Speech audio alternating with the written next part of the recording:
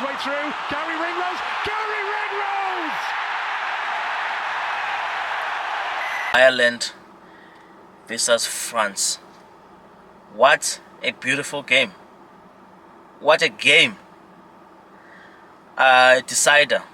Big decider, this one. Remember, these countries are number 1 and number 2. So we expected that they were going to throw some punches at each other, have those duels.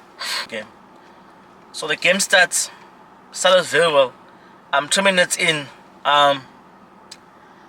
France make some huge carries early on. They make some huge carries. As I said, they're gonna come to this game, France, with an intent of carrying the ball hard and an intent of using their forwards a lot. They make these huge carries and then they end up getting a penalty in a very nice position for Ramos to slot in the 3 points there for them. 3 points for France early on, 3 minutes in. So 6 minutes in, Ireland get a line out inside the first 22, and then they make their own huge carries also through Doris, Ryan Herring, and Ringrose. But then the ball is held up. Nothing really comes from this from Ireland. They don't really score from this, but also they are showing that they are also here to play. That they are not scared of the French forwards. They are ready to bully them also in return. On the 8 minutes, Hugo Keenan runs a very good line to receive a pass from Bilham close to the French try line to go and score a beautiful try. There for Murray. Bilham. Oh, look at that back inside to Hugo Keenan. Options absolutely everywhere. Hugo Keenan for Ireland gets the first. Hugo Keenan. Beautiful try, beautiful score from Ireland. And again, I'm not surprised because they like interchanging. They like having these nice. They like making nice runs, and it's Hugo Keenan this time around, and it's really good. He looks very good in this game from the start. He's making some good decisions, and finishes off a beautiful try with a pass from Bilham close to the French try line. In the 16 minutes, France attack from their own half through Penaud, and he makes a pass to Gelon. Gelon, the big forward, goes on a good run and looks around and sees Penaud again in support, and he offloads the ball back to him, to Penaud. And Penaud also making a good run, and then he looks around, 1, 2, 1, he's in. He sees that there is no one to cover him from the Irish side, and he makes a good run, making a very good run to go on and score a beautiful try. And now taken by Damien Penaud. Penaud, brilliant rugby from France. Gelon, still Anthony Gelon looks for the offload. Damien Penaud trying to get through the tackle. Damien Penaud, this is going to be a superb try. What a try from France. What a good interchange from Gelon and Penaud. These are very good players, especially Penaud. Never makes mistakes. He scores this beautiful try here, and Ramos converts for France. 19th minute. Minute 19. Ireland immediately attack from the restart by working the right side of the park. Work the blind side now. McCluskey's no room. Neither does Rob Herring, but he manages to keep the ball. And Conor Murray is there to fire one out. Van der Fleer again. Through their forwards. And then it goes through some beautiful hands from Ireland. That's what they do. They work one side, and then they will just do those nice passes through those nice lines there. It goes from right to left, and it reaches the hands of James Lowe, who's making a very good line close. He's running a very good line close to the touch line there to go on and finish off a beautiful try by Ireland. Sexton calling for it. In behind from O'Mahony, creating that room out wide. Ringrose now one-on-one for James Lowe. James Lowe into the corner. Although it is controversial because when you look at the replays, it shows that his foot was untouched, but you can't really fault them against this for this because in some games sometimes you win, sometimes you lose some. Some decisions may go against you and some may go with you. So I think Ireland, take on, let's go. Who cares that it didn't score? So Ireland are very energetic here. On the minute 23rd, Ireland lose a line out to France inside the French 22. Then third ban inside the French 22. and then the French take the ball to some phases, and then Tadban goes in for a good turnover, because you know he's a very good tackle also for the ball. He goes for a turnover, he wins it, they pass to Sexton. Sexton breaks to nearly score, but in the process he's tackled hard by Antonio from France. Antonio receives a yellow card because it goes high on Sexton, nearly close to his head. So it's a yellow card for France. You just see it. Oh, that's high. Trouble. Big trouble. Onio. And here he is, and I don't think he knows where he is at the moment. He's in trouble. And from this break from Sexton, nothing really happens. It's just that one of those incidents where I thought I should highlight because it resulted in a yellow card for France. On the 25th minute, Ireland scrum. They go for a. Oh, they're coming close to the French try line. From the scrum, they take it out. Mare takes it out. He passes it through to McCloskey for a crash ball, the 12. A beautiful crash ball from McCloskey. And then O'Neill scores under the post, but then France defend well. They hold their ground. Ireland recycle the ball, and they take it through about 3 phases, and then they make a pass to Andrew Porter, who goes in with a nice drive. You know, he's a big guy, Porter. Goes in with a nice drive to go in and score a beautiful try for Ireland under the post there. A beautiful try from Porter. Murray going to go to the right hand side. McCluskey been asked to batter away. And Andrew Porter, who almost got over inside the first 5 minutes, is going to have a go this time. And Andrew Porter gets there. The second opportunity for the. I've made a note that McCloskey is having a very good game. Had a very good game. His carries he carries well. He's a big guy. He's physical. He likes crash balls. He runs good lines. He's defensive. He's good. He provides you with good turnovers. Even in this game, he was doing the same thing. 35th minute, France get a line out by the halfway line, and then they work the ball. For 2 phases. France. 2 phases. Then Allen turn it over to Doris. It's Doris again who passes to Lowe. Lowe kicks it to the French 22.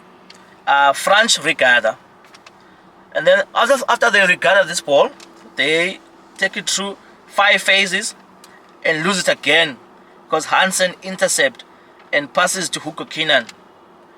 Ball ends up close to the French side, and then Mark Hansen is there. He picks up the ball close to the French side line, and he nearly makes a break to score, but then Dupont is there to make this beautiful try-saving tackle. Intercepted by Hansen, and look on the outside. Hugo Keenan, race for the line. It's 15 against 15. Keenan to the grubber kick through. Mark Hansen, where's that ball going to bounce for Hansen? Mark Hansen, can he get there? He's just short. What a tackle from Dupont. What a tackle to save France there. They nearly scored. The Ireland. If they had scored, it was going to be game over. Sorry, game over for you in the first half. So he makes this beautiful tackle there to want to save this try from Ireland. They nearly scored there, Mark Hansen. On the 37th minute, France throw a line out on their 5-meter line, and Jalon knocks it on. He knocks it on, and then Allen take it up, and Murray nearly scores, but then he's held up. But then from this, the ref is playing advantage. So Allen bring the ball back, but 5 meters out, they go for a quick tap on the French 5-meter line, and they do about a few phases and get a penalty again. But then this time Sexton opts for the 3 points because they're just under the post, and the time is almost 40 minutes. And after he kicks these 3 points, Ireland score is 22, France is 16. It's half time. Go to the sheds. They come back from the sheds on minute 46. Ireland are attacking, and France counterattack and pass to Penot, who makes a good run, but Ireland then end up turning over to McCloskey. McCloskey again winning another turnover for Ireland, showing his pedigree, showing his work rate, showing that he's He's an inside centre, but who's willing to also be a Jacob when needs be. Short, France queuing up, Marchand. On and over the ball, Stuart McCluskey had a hand on it. Stuart McCluskey has done enough to win the ball back, a massive steal.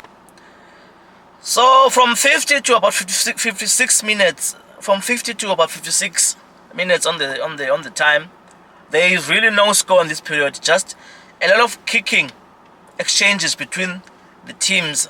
I made a note that Hugo Keenan makes a huge 50-22 kick. Ireland get a line out deep inside French 22. They then move the ball for a few phases and get a penalty under the post. So they are new 10 now. Ross Barn, who's coming, opts for 3 points. Again, it's Irish pressure. Ireland are applying a lot of pressure on France, and France are just retreating, and their forwards also, the French forward, by this time they look very tired.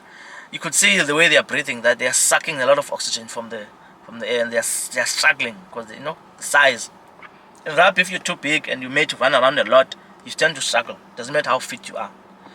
So after these 3 points from Rosburn, the score becomes Ireland 25, France 16. Guys, the game is played at high pace. There's a lot going on here. This game is just... I'm sitting there like thinking, what the hell? Wow. On minute 68, French pack, I said it's another note, it's a note. The French pack looks tired. Rosban and Casey from Munster are controlling this game well. I'm very much impressed by the Irish game control around the 68th minute. These guys are making, Casey and Rosban are making good decisions. Casey is good on the rocks. He's passing very well. He's pinpoint passing, quick ball, good kicks over the line kicks to find the grass behind the French defense there. He's doing well, trying to manage his team, to help his forwards, to calm, the French resurgent. And Rosbine also, he shows a level-headed. He's very level-headed, showing some. He's a young lad, young in the Irish setup, but he's showing some maturity. They're controlling the game very well with his kicks, with his passes also, deciding as a 10 when to pass, what kind of pass to make to your forwards. He's communicating very well. You can see also the camera pinpoints at him. He's talking very well with his team. Very impressive from these young lads from Ireland, Casey and Ban. Managed to place it back as well. The Irish defender and the French defender doing well. That's a brilliant kick though from Craig Casey. Got it. Little kick through. Grubber kick through on the outside. France had to get it back there. Damien Pinot's under pressure. This one. Casey again. Ireland is trying to get numbers out wide. Crossfield kick. Now where's this going to bounce? Mac Hansen after it. Decent kick, putting pressure. The future is bright for Ireland with these guys. Around the 71st minute, Ireland attack for about 18 phases. You just know here that if they go over 10 phases, good attack, Ireland, the try is going to come. Using the 18 phases, using their forwards, displaying some good ball retention here. Very impressive from Ireland. Then on the other side, then they take the ball from the right to the left, then from the left to the right, and then from the right again they take it back to the left through these phases. Then close to the other side, to the flanks there, to the touchline. Joris gets tackled and gives a beautiful offload to Gary Ringrose, who goes through 3 French defenders to go score a beautiful try. Taken in by Kelleher this time. Ireland first to the breakdown in Casey. O'Toole trying to get quick ball back. Any gaps in the defence? Behind it goes to Bundyaki. What a tackle from Fiku. What a brilliant tackle by the French outside centre. Ireland still have it though. Pass on the outside to Ringrose. Trying to step his way through. Gary Ringrose! Gary Ringrose! It's just a beautiful try from these guys. It's just, when they play these guys, there's just so much clarity and order, and I think they played. The game plan is very clear. They know what they're doing, And Doris, this pass is beautiful. Off the ground. Offload. Garen Rose goes in to score a beautiful try. The score becomes 32 Ireland, France 19.